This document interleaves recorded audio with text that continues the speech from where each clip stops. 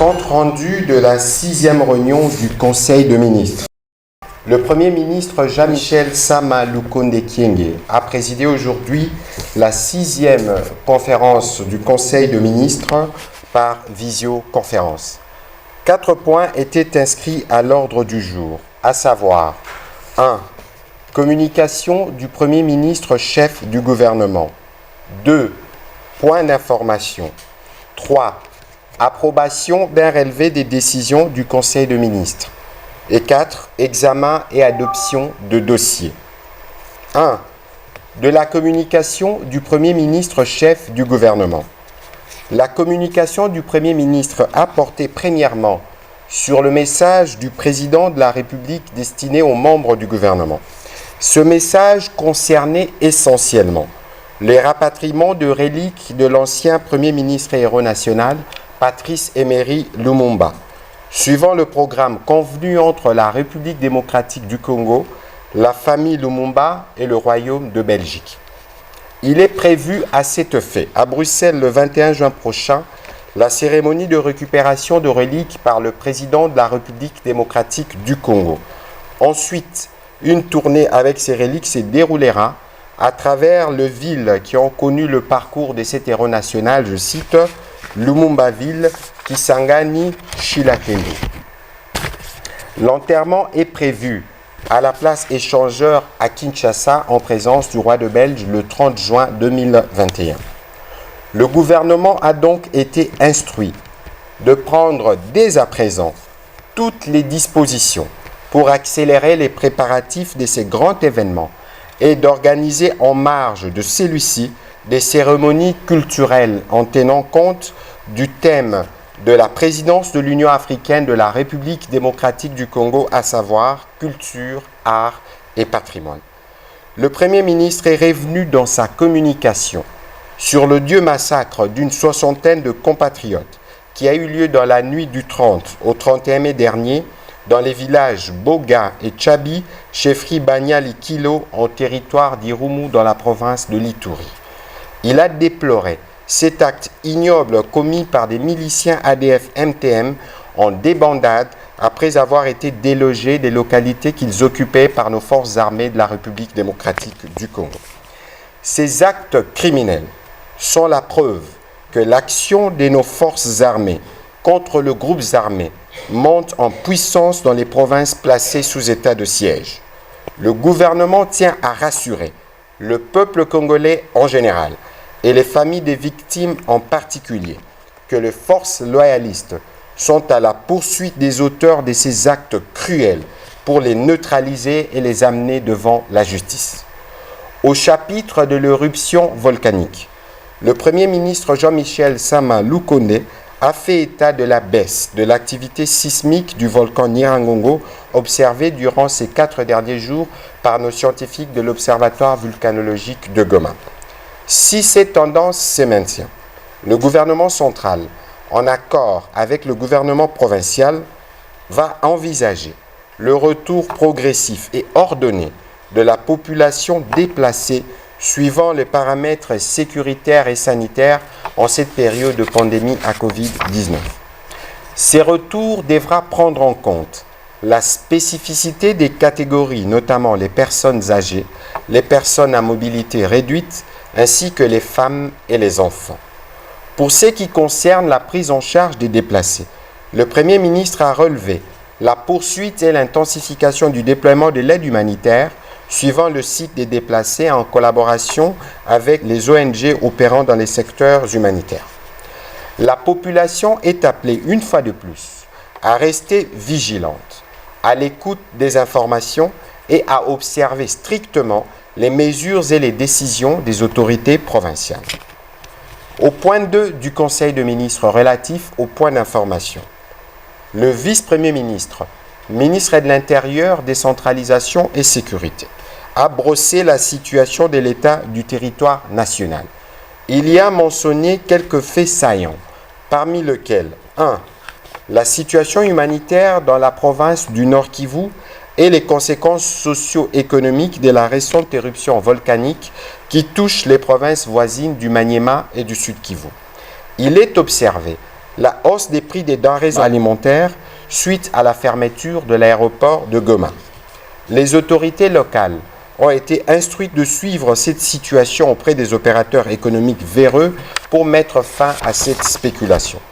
Les fonctionnements des institutions provinciales, marqués notamment par la déchéance du gouverneur et du vice-gouverneur de la province du Maniema par l'Assemblée provinciale le 27 mai dernier, la déchéance du gouverneur de la province de Lomami le 31 mai dernier et à la même date par le vote d'une résolution portant mise en accusation du gouverneur de la province du Maïndombe par l'Assemblée plénière sur réquisition du procureur général près de la Cour de cassation, un rapport exhaustif du vice-premier ministre, ministre de l'Intérieur, Décentralisation, Affaires coutumières, sera bientôt soumis au président de la République et présenté en Conseil de ministres.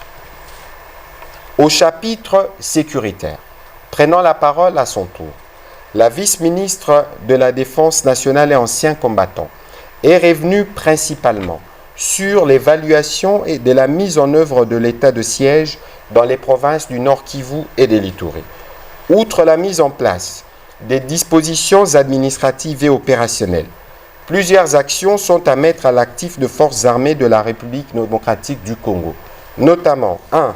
Pour la province du Nord Kivu, l'opération Sukola 1 dans le Grand Nord.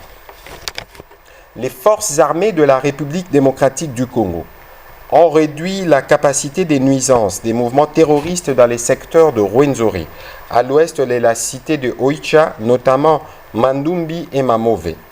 35 ADF MTM ont été neutralisés par les forces armées au village de Kilia, groupement Boulu-Kigraben dans les secteurs de Rwenzori. 14 parmi les ADF neutralisés sont des étrangers.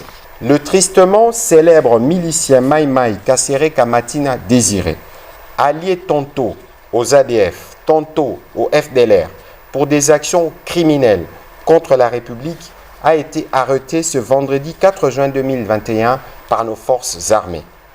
La route Mbao-Kamango, au cœur du célèbre triangle de la mort, a été totalement pacifiée et séjour sous entier contrôle de l'armée régulière.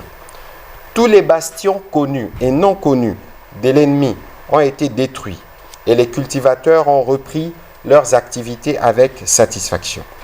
Les services de renseignement militaires ont réussi à démanteler et arrêter plus de 70 collaborateurs des ADF dans les villes de Bunia, Butembo, Goma, Kasindi et Beni. Les forces armées de la République démocratique du Congo ont également libéré 26 élèves pris en otage par les ADF à Tchani-Tchani. Pour ce qui concerne l'opération Sukola 2, toujours dans la province du Nord Kivu, des opérations militaires ont été menées à Rutshuru et dans les Massissi contre les FDLR, l'Ignatura, APCLS, NDCR. C'est dans ces cadres que la pression de forces armées a poussé les CMC Nyatura de Domi en débanda dans les territoires de Rutshuru à déclarer sa disponibilité à se rendre aux forces armées. Sur l'axe Massissi-Centre, 6 localités ont été conquises, dont Singa, Embe et Kaanga. D'importantes quantités de munitions ont été récupérées. 8 combattants ont été capturés et 11 autres ont été neutralisés. Sur l'axe Kinyana, 5 localités ont été également conquises, dont Ngingwe, Kinyamatembe et Luana. Pour ce qui concerne la province de l'Ituri, décrétée depuis le 3 mai 2021 et entrée en vigueur les 6 du même mois, les résultats cumulés des opérations militaires menées de manière intensive par nos forces armées se présentent comme suit dans la province de l'Ituri. 5 territoires donc, Aruma, Gidjougou, Irumu et Mambasa. Intensification des opérations de neutralisation de groupes armés locaux et étrangers, notamment ADF, Codeco, FPIC, FRPI et autres forces négatives. Les bilans des opérations mentionnent 39 terroristes neutralisés, 5 autres capturés, d'importantes saisies d'armes et munitions. L'on signale aussi la reprise de l'activité économique, matérialisée par la réouverture de la nationale numéro 4, la réouverture des écoles, des marchés et d'autres commerces, la libre circulation de personnes et de leurs biens. On signale en outre la signature ces jours, soit vendredi 4 juin 2021, de l'acte d'engagement à Irumu par tous les chefs des chefferies et des groupements pour soutenir l'action de nos forces armées et se désolidariser des groupes armés, sensibiliser la jeunesse et la population à soutenir l'action de l'état de siège en cours et pilotée par le lieutenant-général Luboya. 20 localités ont été conquises, dans le centre des négociations de Libye, le pont Nizi, les localités Ala, Sanduku, Bale, Gudjo et Dera. 3 chefferies conquises et un grand bandit à main armée a été arrêté. Les villages Nyakunde, Marabo, Masianongo, Malumbata ont aussi été récupérés. Le point 3 du point 2 du Conseil de ministres concernant le point d'information a été consacré aux inondations observées dans la partie sud-est de notre pays. La vice-première ministre, ministre de l'Environnement et Développement durable, est revenue sur les inondations observées ces derniers jours sur les rivages du lac Tanganyika, touchant les villes de Kalemi et d'Uvira. Ces inondations sont dues, entre autres, à la force tectonique de l'éruption du Nyiragongo qui était à la base des vagues et à la forte montée des eaux. Les dégâts observés dans les villes sont principalement dus à l'occupation anarchique des berges des rivières ou des plans d'eau, contrairement aux prescrits de l'article 40 de la loi numéro 15/026 du 31 décembre 2015. Cette situation a provoqué les déplacements de population ainsi que la paralysie des activités économiques, notamment dans les ports de Kalundu et d'Emoba. Le Premier ministre, chef du gouvernement, a instruit le ministre de la Solidarité et des Affaires humanitaires de prendre toutes les dispositions pour apporter l'appui du gouvernement aux populations affectées. Réagissant à ces propos, le ministre d'État, ministre des Infrastructures et Travaux publics, a informé le Conseil de ministres qu'à partir du 15 juin de ces mois, le gouvernement va lancer la construction des digues qui permettront de protéger les villes exposées à l'avenir. Concluant son propos, la vice-première ministre, ministre de l'Environnement et Développement durable, a proposé de rendre opérationnel le centre hydro-informatique du Congo pour assurer la prévision météorologique et pallier à ce type de situation. 4. Toujours dans les chapitres de points d'information. L'évolution de la situation de la pandémie à Covid-19. Le ministre de la Santé publique, Hygiène et Prévention est quant à lui revenu sur la situation globale de la pandémie, après avoir déclaré hier jeudi les débuts d'une 3e vague de la pandémie qui est due entre autres au relâchement des mesures barrières, au ralentissement du processus des vaccinations et à l'exposition aux variants étrangers. Intervenant à ces sujets, le Premier ministre chef du gouvernement a informé le Conseil que suite à l'instruction du président de la République, communiquée à la dernière réunion du Conseil de ministres, il a réuni le comité multisectoriel de lutte contre la Covid-19 pour statuer à la fois sur les revendications du personnel du dit comité et la manière de renforcer la campagne.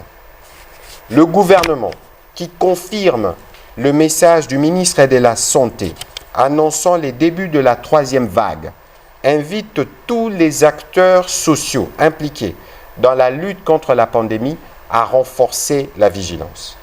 Dans les jours qui viennent, le gouvernement annoncera des mesures de riposte plus strictes. Entre-temps, il va augmenter la capacité des hôpitaux en oxygène.